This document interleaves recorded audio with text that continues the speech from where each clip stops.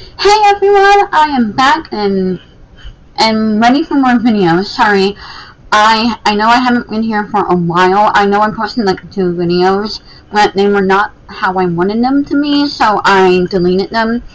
And I'm just gonna start off again in Savannah, Georgia, to be matter of fact. Actually, one of the places I would really like to go because of how haunted and old it is, but also because of how beautiful it is. And I just really want to go there. Hopefully, one day I could go. But as of right now, the only way I can go is through my videos. So, be prepared to be spooked. I like that. When Charles Green arrived in Savannah from England in the 1830s, he was almost dead broke. The 20-something-year-old spent the next 20 years working his way up to the shipyards, eventually becoming one of the richest men in Savannah. By 1850, Green was a cotton merchant and ship owner and was wealthy enough to build one of the city's most extravagant homes. He had the Green Mildrum house built in 1850 for his wife Lucinda. That's an original name. Pretty. The house became notable for its role in the Civil War. General Sherman, who was building his headquarters while the Union troops occupied the city. Rumor has it that General Sherman chose the house because he knew the Confederates wouldn't touch it. And the house was one of Savannah's treasures. The house was sold to the Mildrum family in 1892, who later handed it over to St. John's Episcopal Church. I know I said that wrong, please forgive me. The church still uses the house today. Like many houses in Savannah, the Green Mildrum house is haunted. It sits right on Madison Square, an area known for paranormal activity. The infamous siege of Savannah left the thousands of soldiers dead around the site. And rumor has it that there are still bodies buried in the vicinity, including under the Green Mildrum home. But the house also has a few ghosts of its own. The spirits in the building seem to be moved by music. Live instruments causes doors to open and close on their own, and strange voices to echo around the house. The ghost of one of Charles Green's slaves is said to be behind the haunts. She was known for her affinity for live music, immigrated to the United States from England in 1833. Still in his early 20s, Green was short on cash and hadn't had much work experience under his belt. Green began working at the docks, learning the ins and outs, gaining experience along the way. Over the course of 20 years, Green started several businesses and became to know multiple vessels. His most lucrative enterprises were selling cotton and shipping. By 1850, Charles Green became one of Savannah's wealthiest men. Green got married in the 1840s, but his wife died of tuberculosis shortly afterwards. Around 1850, he remarried by making Lucinda Ireland Houghton his second wife. He promised Lucinda a house, and so he had the Green Mildrum house built in the 1850s. The two had a son named Edward Moon Green.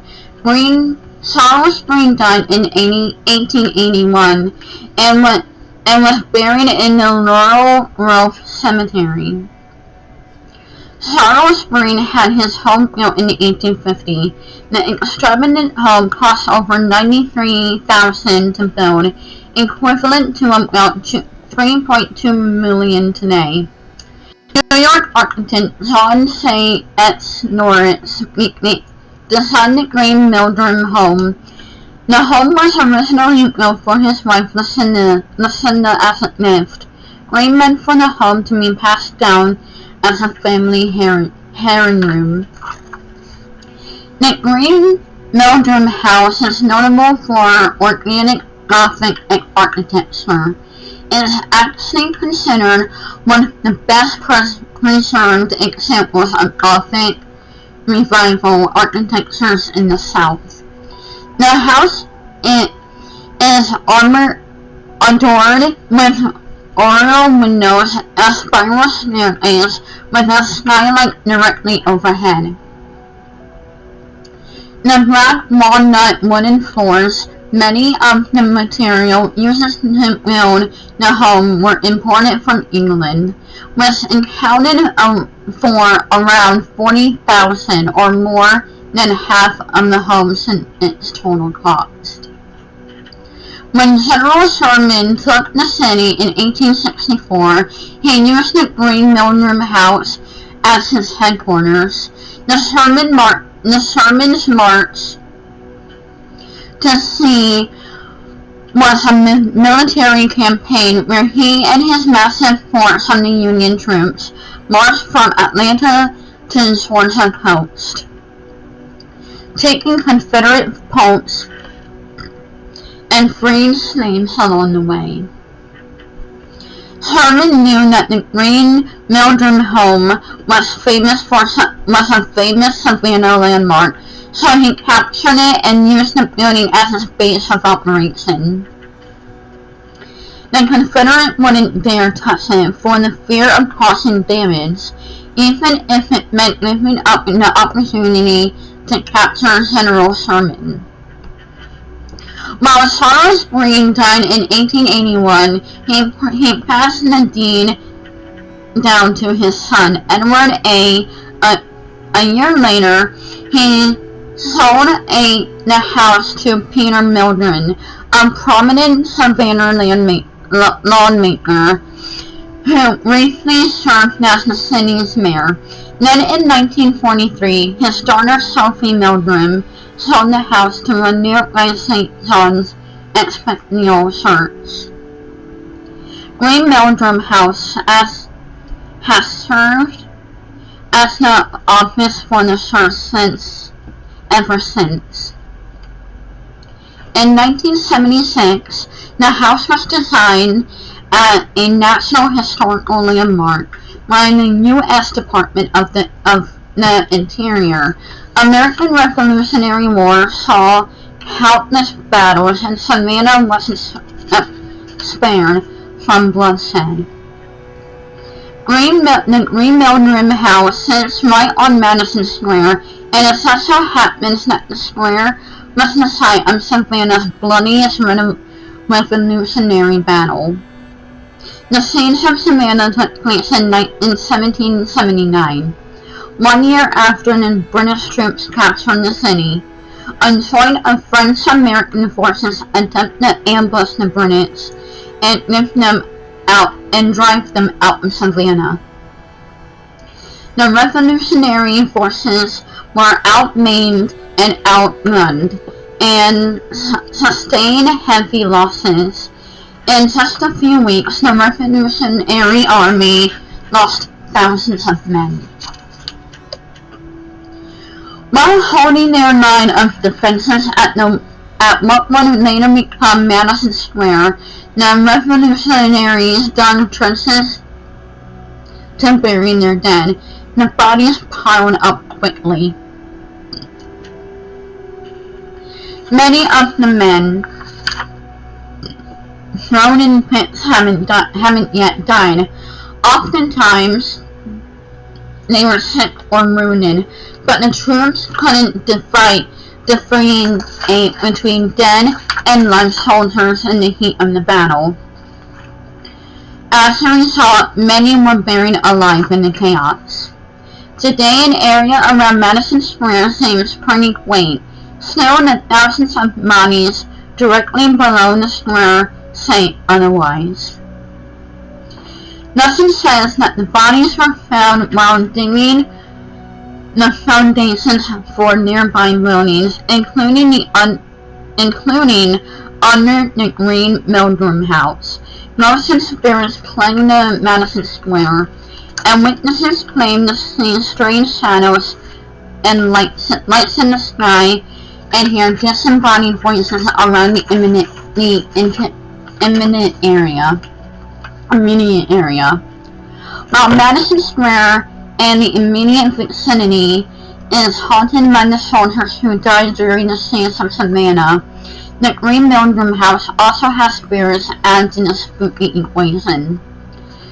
The house is haunted by the ghost of one of Sorrel Green's slaves. The ghost is a music fanatic. When Green lived in the house, he often held lavish gatherings, complete with live music. Rumors had it that one of his slaves would stop what she was doing to watch the band and become known as for attending the gatherings. She still haunts the house to today. The ghost comes alive upon hearing the sounds of live music. That's when the hauntings begin. Witnesses claim to have seen doors open and close on their own, and hear the sounds of disembodied voices, oftentimes coming along with the music. Others say they have seen objects float, waving within the rhythm of the music. The strange shenanigans suddenly stop when the music ends, as if the spirit exits with the music. Savannah is among America's oldest city, one of America's oldest cities. It sees several battles, raging fires, and brutal murders. Today, Savannah is a tourist trap, but its dark past survives within the city's spiritual presence. Tons of spirits call Savannah home, and the city is so haunted that you might not need to go very far to find them. Savannah, Georgia, one of the oldest cities in America. As I said in the beginning of the video, I would love to go. I don't know if or when I will be able to, but it would be awesome to see something new. Anyway, I thank you for watching my channel and the videos. Please remember to like, comment, and subscribe. As always, I am Haunting Girl, and I'll spook you later. Until next time, pleasant dreams.